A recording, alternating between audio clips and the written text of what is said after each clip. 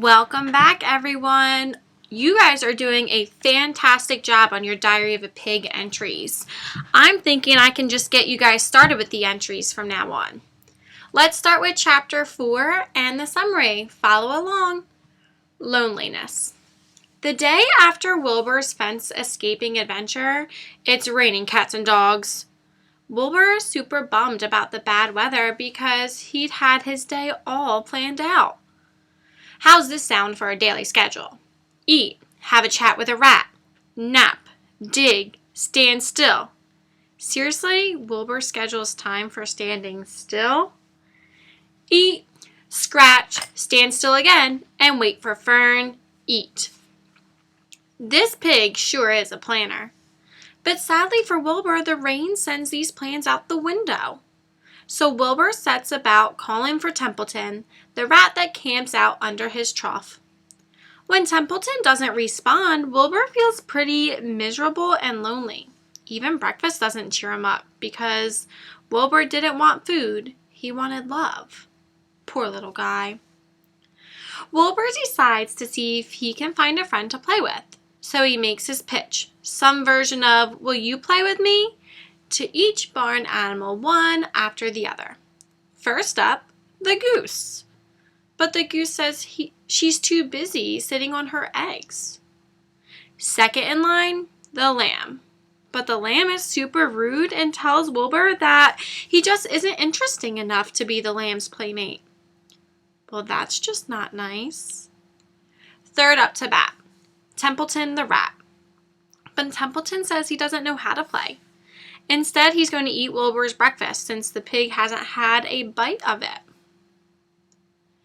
Seeing Templeton eat his breakfast is the last straw. Wilbur has no friends and now no food. He feels so stinking lonely that he breaks down and cries.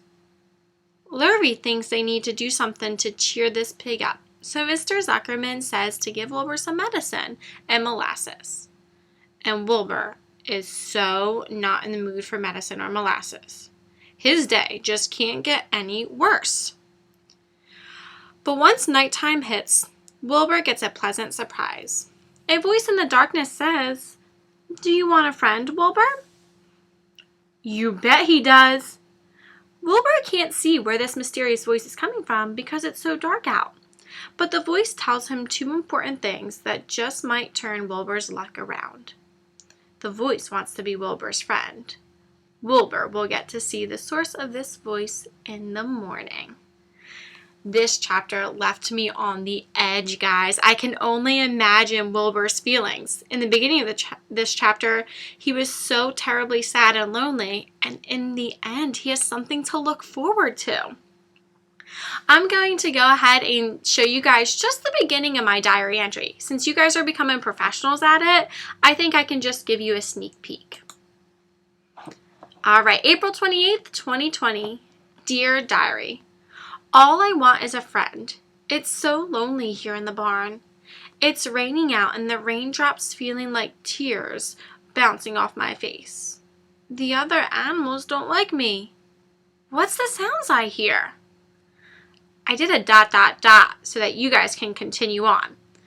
And then, of course, at the end, don't forget, love, Wilbur. So you guys can use this start for your diary, or you can just go ahead and start your own. Either way, make sure you stay in Wilbur's point of view. Remember, you're Wilbur the entire time. Make sure you describe some of the plot events about how Wilbur is asking for friends to play, but nobody wants to play, and then, that mysterious voice comes up at the end. Also, don't forget his feelings. Wilbur goes up and down with his feelings in this chapter. And finally, of course, we always want to check our spelling and grammar. All right, guys, I'm so excited to see what you come up with.